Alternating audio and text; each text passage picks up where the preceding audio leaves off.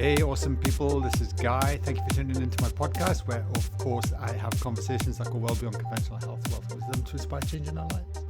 And I assume that you're listening to this, that you know my beautiful guest this week is 6ee864d8112d4cce94254d32a8974e3d. And boy, is this an awesome episode. I say that all the time, but it is. It really is. Cindy is a rock star.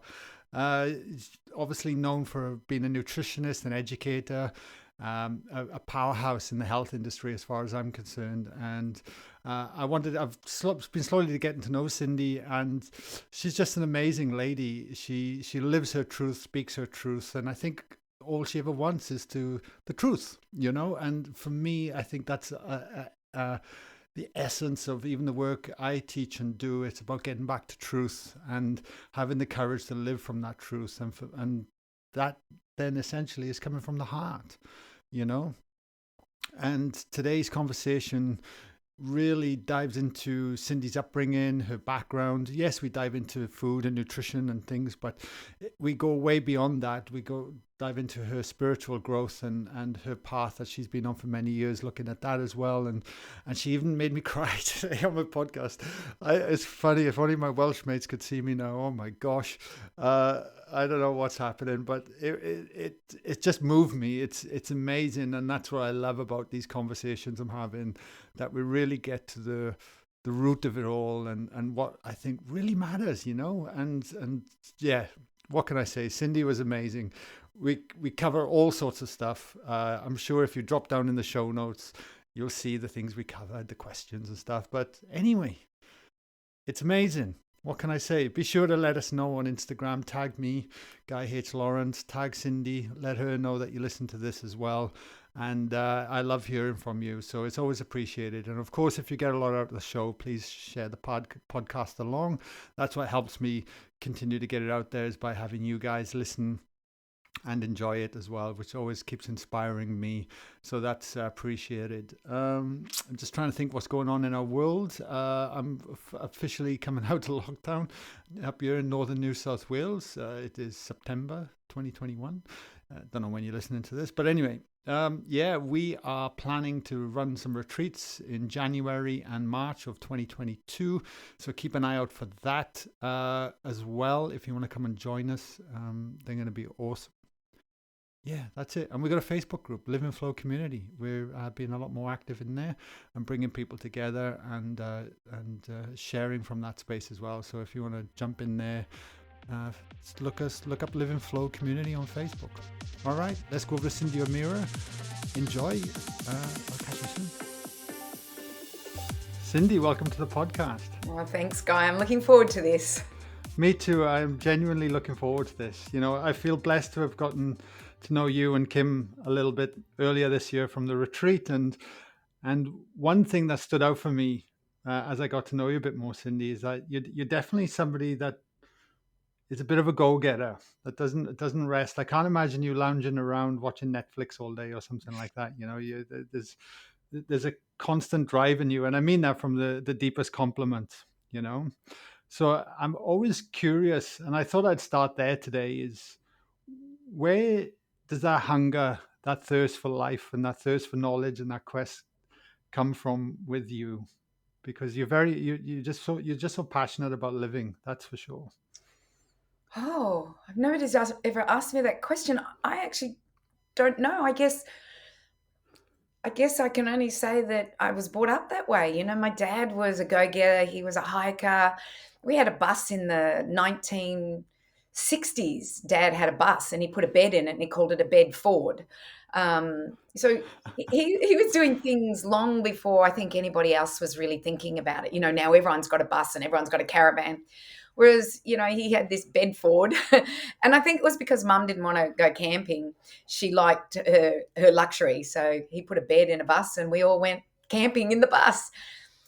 Wow. The only thing I can say was my family and my upbringing. And they were go-getters. You know, Dad was a Kiwi who went to America, met my mum. They came to Australia to live. They moved around. They settled in Bendigo. That's that, I can only think that that was my upbringing, because my brother's exactly the same. He's a world champion freestyle skier. He's a television presenter, a weatherman. He's done the same thing. And my sister was the same. So I guess upbringing. Yeah, it's a beautiful trait, right? Mm. It's amazing. I'm curious. I'm curious to know as well.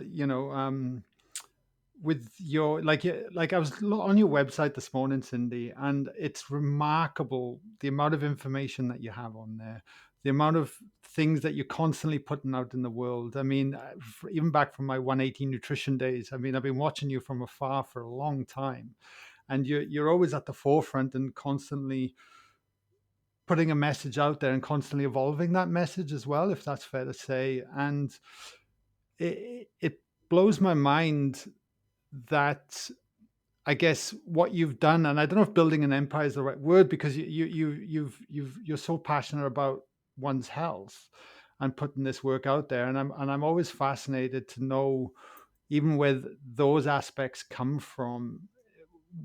Why health? Why this journey for you? What's that? Where did that start? Or is Yeah, that again from upbringing as well? yeah, it is. It actually is. So if I can go back to my parents, because I think that has been an incredible influence on me. So my mum was the oldest of 11 children. Her father was a corn farmer in Iowa, USA. There was a Uh, real love of farming by my grandfather, who didn't agree with the chemical revolution. So he was a farmer in 1938 and 39, after my mum was born, when they sprayed arsenic and lead on the cornfields across 14 states of the USA, which have absolutely made it toxic. And he was against that. He was also against DDT, which started in 1945. So he was a farmer that was out there saying, this new way of farming is going to be a problem in the future. And all the wow. farmers said, hey, Vince, this is the new way of farming. You got to do it. You got to get into it. And he ended up losing his farm for many reasons, and maybe we'll talk about that. But he ended up losing the farm, but had an incredible 2-acre plot. So 11 children, you can imagine. He had to feed them. Without a farm, he had to feed them. On that 2-acre plot was grains and corn, of course, and vegetables and fruit and goats and chickens. And he fed that family of 11. So that was my mum's side. And then my dad's side, he basically grew up in Kaikoura, New Zealand. He became a pharmacist. And after 6 years of pharmacy, he realized that he was killing people, not making them well. And he had this specific person who used to come in for Pepto-Bismol. And on this one, like about a month, he hadn't been coming in, or 2 months, and he saw him in the street and he said, why aren't you coming in for your Pepto-Bismol? And the guy said to him, oh, the quack up the road fixed me. And my dad's thinking, what fixes indigestion? And the quack up the road was a chiropractor. And so my dad went in his curiosity, he went and visited this man, quit pharmacy immediately. For 10 months, he and another friend worked as painters to make enough money to fly to Iowa, USA in 1956, I believe that was. Wow. Fly to Iowa, USA, where the only school of chiropractic was. And he learnt the exact opposite from mechanistic healthcare to vitalistic healthcare.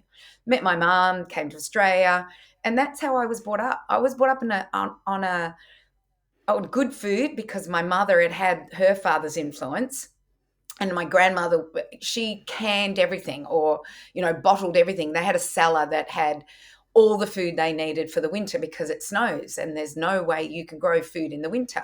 So she had the upbringing of her mother and father. And then my father just said, unless it's a life-threatening situation, I will not be giving my children any medications whatsoever. So while everybody else was being vaccinated, and there was only, you walked to your vaccines back then, you were 5 or 6, we would Yeah. sit in the classroom and not be vaccinated. If anybody was having, Bonjelo or antibiotics or Panadol. He said, your body needs to deal with it so that it can deal with the big things in life. Your body needs to deal with that fever so it can deal with the bigger inflammations in life. And that was the way we were brought up. And I'm 61 in 1 month. And I've never had an antibiotic, a Panadol, any form of medication whatsoever, have no chronic disease. I am the opposite to what the rest of the Australian population is basically like at the moment, which is 80% above my age group have chronic disease. So I'm in that little 20%. 80%. 80% have one or more chronic diseases over the age of 65. So they're a little bit older than me, but almost there. Our kids, 38 to 40% of our kids have chronic disease now. 2% of the population, when I was born I was born 1960. So in 1962, there was a census, and that census showed that between 2 and 4% of the whole population had a chronic disease. What's happened? You have to ask. So I guess my dad was so passionate about it. He's 93 next month. And, he's still passionate about this. He loves chiropractic. He is one of those guys that will go to his grave making sure he is making people well. Yeah, amazing. And when did you, on your journey, decide in your path to start stepping out there yourself and putting a message out there? Because the one thing that's clear is that if we have a message, that especially it comes from the heart and we want to share and we want to help others, quite often people just don't want to hear it, or we can get pushed back a lot from wanting to, I guess, create change. Like we're so resistant to it as well. Yeah. So where did you always know you were going to be doing what you were doing? No, not at all. I'm an adventurer. So like my dad and mum, we did lots of adventures. They took us around the world for 3 months when I was 14. So I Wow. traveled right through Asia, up through Pakistan, into England, across to Europe, over to America, Hawaii. Did we stop in Fiji? No, Wow. we ended up going Hawaii and straight home. So we took 3 months to do that. So I had adventure in my blood, and my dad, being an adventurer, also loved skiing. And so I thought, well, I'm going to go skiing and go to university at the same time, which you can't do in Australia. So I picked the University of Colorado in Boulder. 20 minutes was the nearest ski slope. And then I had Vail and Aspen. And being the only Aussie at the University of Colorado, I was invited to every condo on every mountain in Colorado. I had the best time. So I wanted to educate myself as well. So I thought, well, I'll go to university, and I did pre-med because I knew health was something that I wanted to do. My sister was doing chiropractic at Davenport, Iowa at this stage, and I entered pre-med. So I did a year of pre-med, and in that year, you're allowed electives. And one of the electives I did was anthropology. Then I loved that so much, I did cultural anthropology. And at the end of the year, I thought, oh my gosh, it's food that has been the most important thing that has created the evolution of people. And it's food that will make us well. So, mum was a great cook, but we never really talked about nutrition or dietetics. It was just we Mhm. all ate well. Mum would go to the local fruit and veggies. Dad would have the egg man bring eggs in for a barter system for chiropractic. So we always had excellent food. Mum would buy half a cow. It's just the way we lived it. So at the end of that year, I decided that I wanted to be a dietitian. So I came back to Australia and started my Bachelor of Science majoring in nutrition, about to go do dietetics, finished my degree and went, oh, this is BS. Margarine, we didn't eat margarine throughout our anthropology or our evolution, and we didn't do that in cultural anthropology as well. And low fat, no, we ate fat. And Yeah. less meat, no, we did that. Breakfast cereals, really? So to me, it was such a disconnect with what I had learned in my first year at university. So I thought, well, I couldn't go against the grain per se. I went back to university for 2 years, cut up cadavers. So did human anatomy, pathology, histology, embryology, parasitology, any ology you could do, I did. And after 6 years of university, I went, I know exactly what the human body needs. It needs real food. So that was the 1980s, and my mantra hasn't changed. all the ultra processed crap food out there, including the vegan food, the ultra processed meats and dairies, that so-called meats and dairies, they're not going to heal us, make us well, give us the ingredients we need in order for this incredible innate intelligence in our body to do. So I guess that's how it all started. I also did a course after I finished at the University of Colorado. I loved hiking and I loved camping, and there was an opportunity to do a 2-month land management Western Wilderness outward bound course out of Crested Butte, Colorado. And that to me was like music to my ears, where I would be out of civilization. This is 1981. So I'd be out of civilization. I would be hiking through the mountains of Colorado. We even went into New Mexico and Arizona and learning about how to manage land, basically. And Wow. yeah, so I think all of that was an incredible grounding on the importance of nature, breath work. Mm. Um, I do that every day. I do breath work every day, 40 minutes every day. Um, meditation, time in nature, clean water, that cultural anthropology and that anthropology that allowed us the ingredients we need in order to be the best human being that we can possibly be without interference. And this is what's happening at the moment, is there's so much interference in this innate intelligence that we're getting sicker and sicker, mentally, physically, and spiritually. I know. I know. Wow. First of all, I got to say, when I'm listening to you, you make me want to just pack up my bags and go traveling right now. Obviously, I can't because I'm still in lockdown, but it's beautiful to hear, Cindy. It truly is, and it sounds like, um, well, it sounds like your parents are groovers. I mean, unbelievable to have that upbringing as well. Like truly, and second to that, and I see myself in some of the things that you spoke around, because I was that guy that was so disconnected to my food source, to many things in my life, just from my cultural upbringing and just being out there oblivious, to actually reconnecting back to that innate intelligence, those things that you speak of. And I guess that's why I'm so passionate now, because having to go through my own 10 years of struggle to then 10 years of epiphanies to then like fully coming out the other side going, why aren't we looking at this? Why aren't we reconnecting back? Why aren't we nurturing our land? Why aren't we nurturing ourselves more and starting to unplug more and actually trusting that wisdom within us? And everything you just said then just resonates so much. I just wanted to say that as well. Do you like, because obviously we're in a very pivotal time in history right now.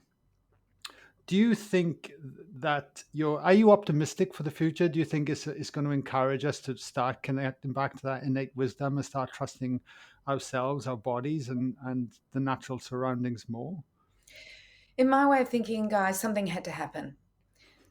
And otherwise, we would have continued on this trajectory, and more and more people would have been oblivious to what I believe the elite, and when I talk about the elite, I'm talking about chemical companies, pharmaceutical companies, agricultural companies.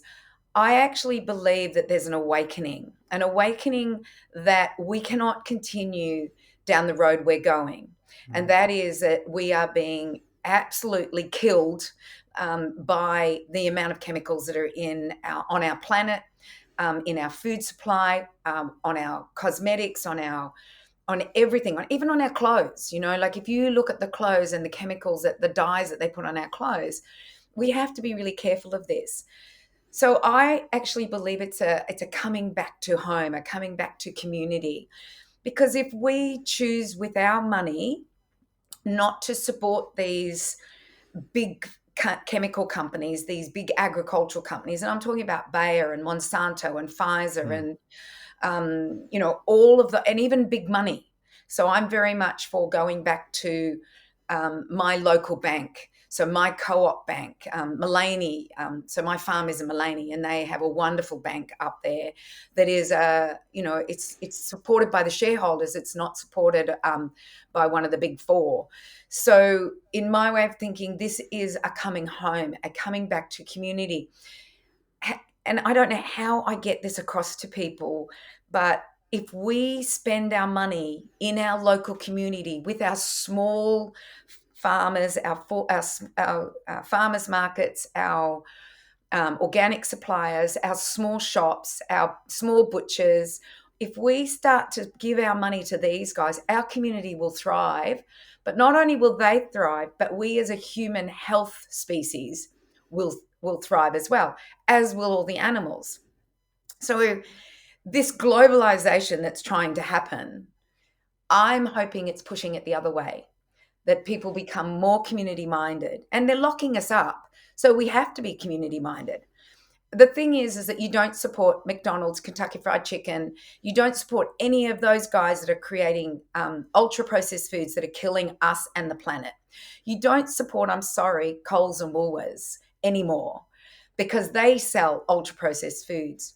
I have a tiny little organic shop that I go into. It's just packed jammed, and it's small, but that's who I'm supporting.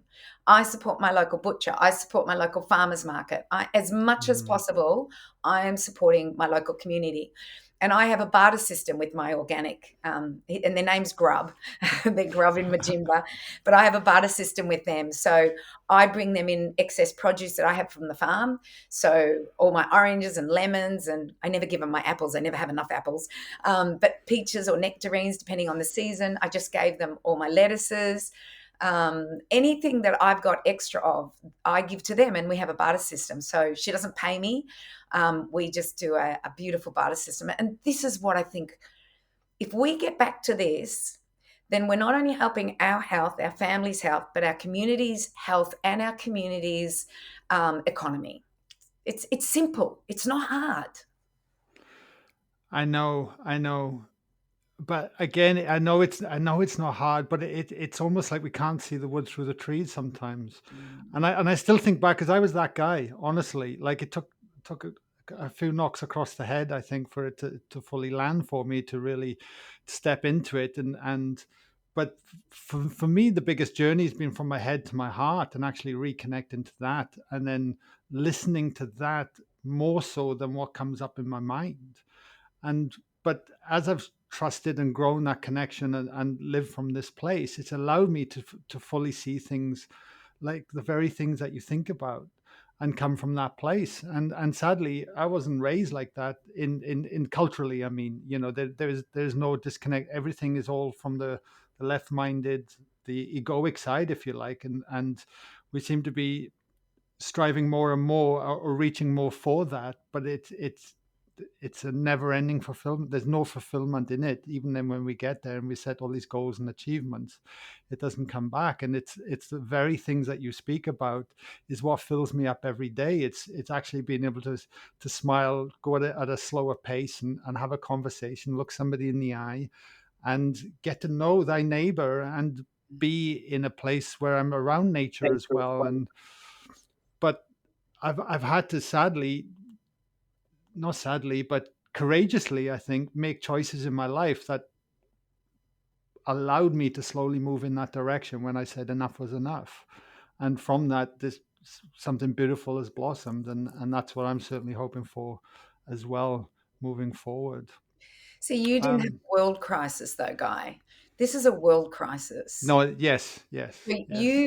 You awakened without that. You maybe had a self Mm, crisis or a family crisis, but this is yeah. a world crisis, and I really believe it's an awakening. How long this is going to take, I have no idea, and Mm, I'm not impatient. I'm patient as much as I can possibly be. I have my family around me. I have my farm. I have my community. I just feel that it is about not. I don't watch any mainstream media, by the way. Someone will tell me if I need to do something or I'll see something. yeah. So I refuse to watch and listen. I don't. My radio is not on. I'm listening to podcasts. If I'm at home, I'm usually listening to an audiobook or something like that. I'm not interested in the lies of mainstream media and the fear mongering, because what we have to do is we have to step out of that, and we have to step into a space of empowerment and education, and realizing that we are all powerful, but we must act. We can't just educate, we must act on what is needed in order for our community, our family, and ourselves to survive. And to me, it's all based around food, connection, breath work, meditation. If somebody asked me today, "Oh, do you do much TM, Cindy?" I went, "No, I only just do the 40 minutes of my breath work. I can't get into the TM, even though TM is completely different, transcendental meditation. I find that, my breath work is something I love. And I think, be excited about life and don't get bogged down with the drama and the fear that's happening on the outside world. Because if you didn't have mainstream media on, which I don't, and you live in your own little bubble, you wouldn't know that the world was in an absolute crisis, or humanity, not the world. Humanity is in an absolute crisis. So protect yourself. Yes, know what's happening. Yes, get out there and protest by all means. Yes, get out and say things, but also protect yourself from the fear, I think, is probably number one. Yeah. Yeah, no, I agree. It's massive. It's massive. If you don't build a fortress around your own unit, your own pod, I'm very careful as well with actually what gets in that, because if I can't be at my innate best, presenting myself moving forward into the world, then what good am I to anyone? Exactly. And the information that slips in is very very crucial. I want to touch on, Cindy, if you don't mind, a little bit about adversity, because I think through my podcast, I think we're over 170 interviews now, which still boggles my mind, coming in. And quite often, one thing I've found that a lot of people reach out to me for is um, taking inspiration from that. And I think there's a lot of adversity going through in our own lives right now, and navigating through that and come out of the side and creating meaning out of that. Because quite often some of the difficult things in life we can look back upon with wisdom later, or the wisdom from it, but at the time it can feel like very difficulty. And I know for yourself that there's been adversity in your life as well with your uncles, if I do believe, as well, in time. And I was wondering if you would mind just sharing a little bit about that and what you've learned from that in reflection now. Yeah. So I said to you that my mum was the oldest of 11, and before her first brother was born, the arsenic and lead was being sprayed. And so mum was born 1937, arsenic and lead was being sprayed 38, 39. In 1939, her first brother was born, and he was, they circumcised him at, I can't remember what time, but he kept bleeding. And so they did tests, and they realized he had a disorder called hemophilia. So it's a bleeding disorder that if you cut yourself or bruise, you just keep bleeding. You've got no clotting factor. Factor 8 was what was missing with them, or with him. And so like the statistics on hemophilia is that, one in the family will have it. Well, mum had 7 brothers and 6 had hemophilia. So there was no hemophilia in our family, none, no, not sideways, upwards, nowhere, until that uncle was born. So was it the arsenic and lead? I don't know. I have no idea. But was it that was causing the problem? So then 7 brothers, 6 all had hemophilia. So that's why my grandfather lost the farm. He had no boys to help him. That was why they had so many kids. Like my grandfather was one of 14. My grandmother was one of 14. And, they had kids to help them on the farm. They were German descent. Then a new drug came out. So if my uncles bleed, they used to go into hospital and they'd have to sit still for about 3 weeks until the bleeding stopped and they were okay. So when a new drug came out, which was called Cryl or Factor 8, they had a new lease on life. All they had to do was, Grandma was a nurse. All Grandma had to do was inject them with Factor 8, and the body would clot, or the blood would clot. But then because of Bayer, which I find interesting, Bayer has bought Monsanto, and we'll talk about that. But because Bayer knew there was something in the plasma which was making the factor 8 for my uncles and all the people that had hemophilia in the country, in the US, they knew something was in it, but they didn't pull the product. And so every single one of my uncles, 2 wives, and one of my cousins all contracted HIV. They were all put on a drug called AZT, which was a cancer drug that was killing people faster than it healed the cancer. So they pulled it from the cancer drug repertoire and gave it to my uncles. And I watched, they all died of AZT. They all died from the drug AZT. They didn't die from AIDS.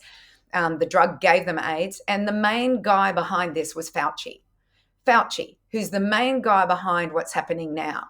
So Fauci stopped research. He wanted the accolades of this research that Judy Mikovits was doing, Dr. Judy Mikovits was doing. And basically Fauci stopped this research about the AZT and about the virus and things like that, and basically killed my uncles and 2 of my aunts and one of my cousins. So we lost 8 family members as a result of Bayer not doing what they should have done and pulled the product long before. So that was, and I watched my mum, watch each one of her brothers pass away. And what's interesting, if you look at that whole family, we've had 2 with psychotic issues. One's committed suicide. One with Bud Chiari, that was an aunt. And my mum would have been 80. What would she have been? About 85 at this point. She died at 69 of lung cancer, never smoked. But I believe that was the DDT and maybe the grief and everything that happened. But I look at, what actually happened there and the amount of disease that my family had. And you can only put it down to the chemicals that were being sprayed in Iowa and all those things. So my mum had my sister in the USA. And my sister was born in 1959. My mum couldn't eat for those first 3 months of her pregnancy with my sister. So my mum would have been filled with arsenic or lead and DDT and any other chemicals that were being sprayed in the middle of the chemical revolution. So she would have been sprayed with all that. She would have had them in her fat cells because they're fat loving. So she would have dumped them onto my sister. And my sister was born small. She was always little. She was always sick. And she passed away from cancer in her 40s. She was diagnosed with an autoimmune disease called CREST, which was an acronym for 5 autoimmune diseases. Like she had, here am I, the best of health, because I was born 16 months after her. Mum had cleaned out. She had me, and then she had my brother. So my brother, my dad, and I are in robust health, but my mum and my sister were always never in the robust of health. And both of those passed away 5 months apart from each other. I think my mum, she'd watched her brothers pass away and her family pass away. And I think the last straw was her mother died in the February. And then my sister was diagnosed with esophageal cancer. And then I noticed my mum had the most beautiful feet, always wore the most beautiful shoes, and they had swollen like elephant feet. And I said, Mum, what's happening? So that's when we realized that she was sick and had lung cancer.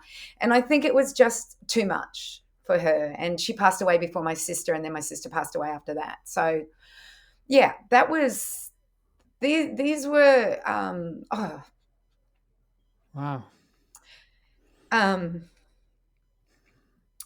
I don't usually cry about this, but there's just so much happening in the world at the moment that I find myself becoming more emotional than I've ever been before, because I'm pretty stoic and I'm pretty good at talking about this. But losing those 2 to cancer, my first belief was, because this was back in 2006, so my first belief was, oh, what good am I? I'm a nutritionist and I couldn't even help them. But we do the best with the knowledge we've got at the time. And then as we do know better, we do better. And what I found amazing is that their deaths really opened up my spiritual world for me. So at first it was, I'm giving up nutrition. I'm no good as a nutritionist. What good am I? I couldn't even help them. Maybe I'll do spiritual work. I really understand that now. I went to Brian Weiss. I've seen so many past lives and future lives. But what that gave me was, I think, peace, an incredible peace about all the tragedy that had happened before that. And then, I don't know, my husband joined me in my business. He said, why don't you create a documentary on your discovery about all these chemicals that you're learning about? And it was doing that documentary that I realized it wasn't my fault my mum and sister died. It was the regulatory bodies in the US and Australia. It was their um, mismanagement of what was being passed and what was being sprayed on our foods, and what was allowed in our foods, and what was allowed on our skin, and what was allowed on, in agriculture.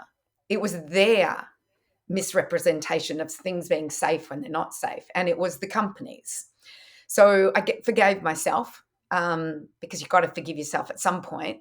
So I forgave myself for that, and then thought, I got a lot of information here, a lot of stuff that people need to know. And I realized what I do is I learn for myself first, and then I pass that knowledge on. So I learn for myself, I do the best that I can for my health and my family's health. And then I go, this knowledge needs to be passed on. And so that's why I write. I write, an article a week, goes on my blog, or I write books. I did a documentary. I have a nutrition education program. So, and tomorrow, I'm doing an all-day webinar with my graduates, teaching them how they can teach other people. Because if there's this incredible ripple effect that you have, Guy, and I have, then we can create the tsunami of changes, which is what I'm looking for. But we have to, I believe, get more and more people on board. More and more people need to know this, because so many people are suffering because they don't know this. They think that the grocery store with its ultra-processed foods, well, the government wouldn't put something in my food that was going to make me sick. Wouldn't be allowed on the supermarket shelf if it was not good for my health. Surely that drug, is okay. They've okayed it for provisional approval. So people have this stupid, I think it is, belief that our government is about our health. But I believe in the last 18 months that our government has shown what they really think about our health. And it is, when we know the ingredients of health and they don't allow us to have those ingredients in our health, then you can see where their narrative is. And it's not about our health. I've seen it for 40 years. I've been doing this 40 years with the dietary guidelines, with the chemicals being sprayed on our food, with the synthetic biology that's allowed in our food that people don't even know is in their food. They just they believe that their food is safe, and the government sanctioned it. Yeah. Firstly, thank you for sharing that. Honestly, I didn't know the full story, Cindy, and so thank you. The what I'm fascinated as well out of all that is the spawning of spiritual growth that you spoke of and speak of and have been leaning down. If you could encapsulate what that means to you in a nutshell, what would it be? What does it mean to Before you?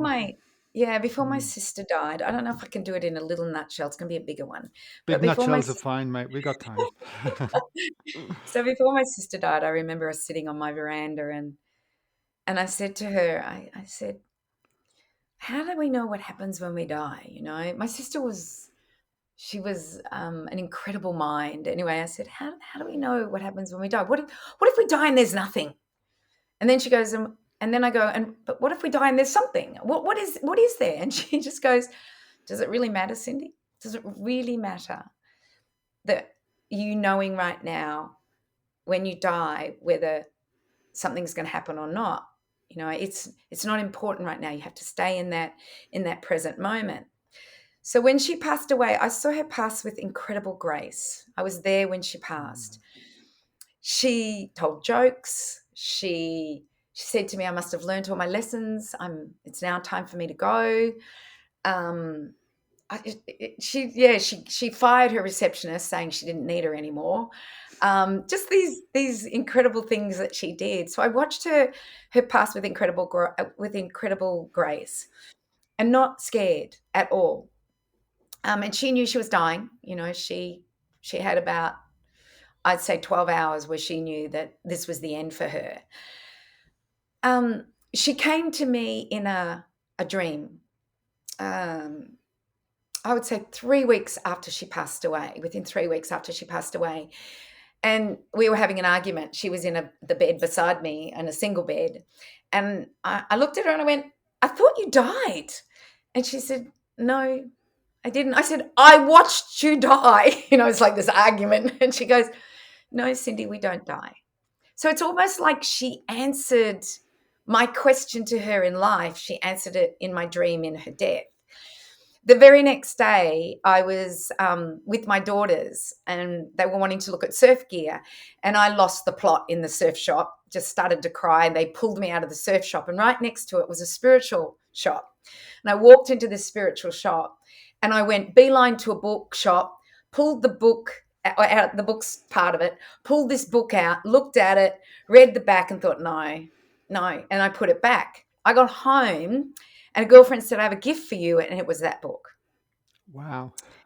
Yeah, it was that book. And it was called Many Lives, Many Masters by Brian Weiss. So I read every book on the subject. I read Journey of the Soul, Souls of the Souls. I read every book I could possibly read on the topic. And I felt like my sister pushed me towards that. And so now I live, like, even with all this happening in the world, I kind of go, well, I know what happens when I go. I know I've seen my future lives. I've seen my past lives. And when I was at Your Live in Flow and we did that incredible sound and breath healing, oh my gosh, I think I said it. You guys asked, what was it like? I went, best ride of my life, best ride. I went through from, thousands of years ago right to the future. And it was just like this gallop through time. It was like, I get goosebumps thinking about it. It was just absolutely incredible. Amazing. So people have been put into my lives. You, Matt Omo, the two of you together, have been put into my life to increase my spiritual understanding. And even though I don't talk about it, except now, but I don't talk about it when I talk nutrition, I talk health. It has been a way of understanding that I've put myself on this planet at this time for a reason.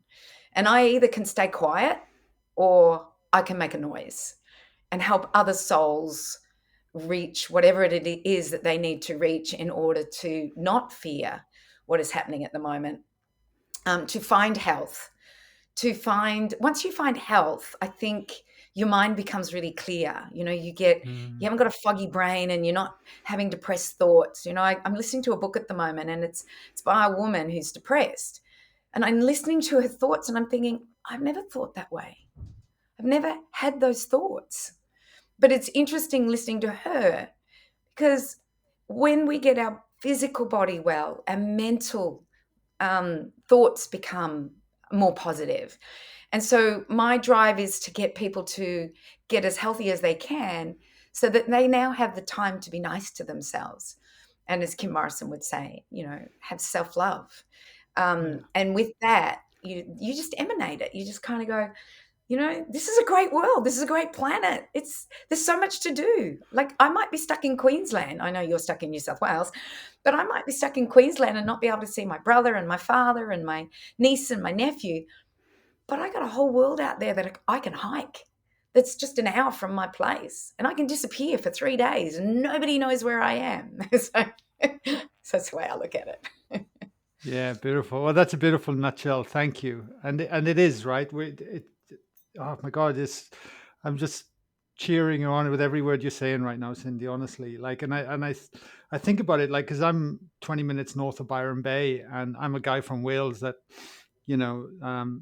grew up near coal mines in the valleys, and and I think of as tough as it is, how many things I get to be grateful for each day and focus on those things that fill me up. And one aspect of it is, like you say, what we eat, what we do, how we live supports our mental well-being so much, and it's so crucial. I'm curious to know as well, what's next for you, because your path has been forever moving, adapting, growing, and you've got to this point now, I guess, in your life, and it's like, are you just one day at a time now, or there's still aspects you want to explore, or? I want to put more education on my education platform. So I have a registered training organisation, and I really want to add more to that. Like, I've really kept it at nutrition, but now I want to really expand with the registered training organisation, teaching people other aspects of health and life. So that's number one. I'm doing that.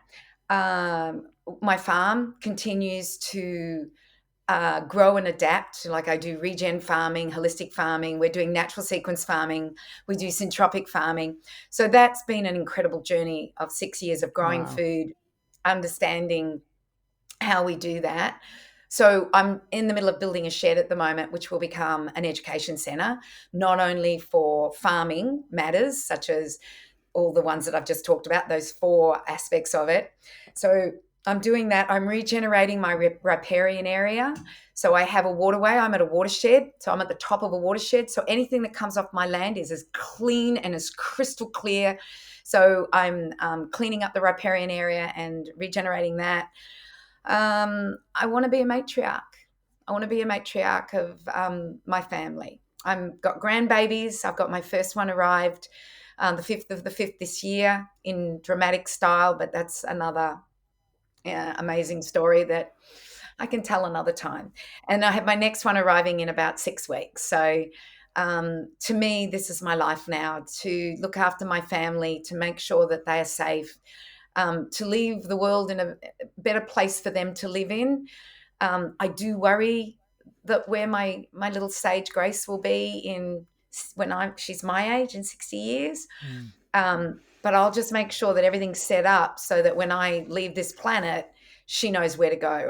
I say to her, I see her every day, and I say to her, now I'm going to teach you gardening, and I'm going to teach you how to grow food, and we're going to learn how to butcher meat, and we're going to learn how to grow chickens and eggs, and she, she has no idea what I'm saying, but I just That's think cool. these skills that I was taught, that you weren't taught, Guy, that you've had to learn now Mm. as parents, and I know you're a parent, as parents, it is the most important thing we do as grandmothers, grandfathers, as parents.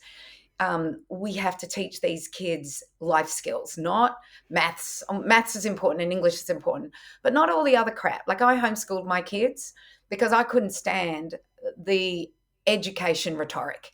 It was, it's just like back in the 90s, I was ready to just slaughter the whole lot of the teachers that, um, this whole thing that's happening in education. I wanted to educate my kids and teach them, what was important in life. And I got pretty incredible kids that haven't gone by the wayside in any way.